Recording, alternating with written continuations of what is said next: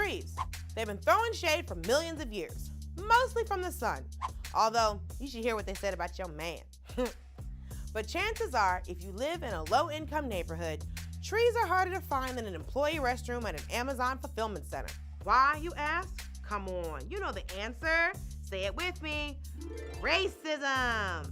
In 92% of U.S. communities, low-income neighborhoods have less tree coverage than high-income neighborhoods, and parks serving low-income households are 4 times smaller and 4 times more crowded. Sounds a lot like my first apartment in New York. My dishwasher was literally a dishwasher.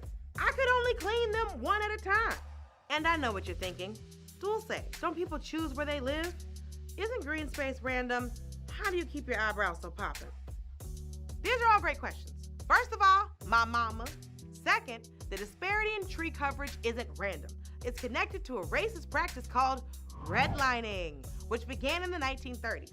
Redlining made it almost impossible for Black people to get a home loan approved in white neighborhoods, which led to residential segregation and a wealth gap between Black and white families bigger than Lil Nas X's baby bump.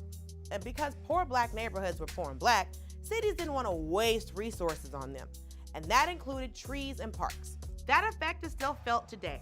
In 37 cities around the country, formerly redlined neighborhoods have about half as many trees on average as the highest rated predominantly white neighborhoods. Basically, the only trees that some hoods have will get you 2 to 10 years. And you might be thinking, so what? Poor minority neighborhoods don't have as many trees. What's the worst that could happen? Y'all don't have enough housing for Keebler Elves? But actually, it makes a big difference in a lot of ways. For one thing, a lack of trees leads to heat, and lots of it. Studies have found that almost all of the formerly redlined neighborhoods are hotter than the ones that weren't. Some by like 13 degrees. Now 13 degrees may not seem like a lot, but that's 2 totally different lifestyles. At 80 degrees, you're enjoying the pool. At 93 degrees, you are a pool. Sparse tree cover disproportionately affects communities of color and translates into higher rates of respiratory illness, including childhood asthma, hospitalizations, and even deaths. This is such a crisis, I wouldn't even mind getting more stuff in the hood that used to be trees.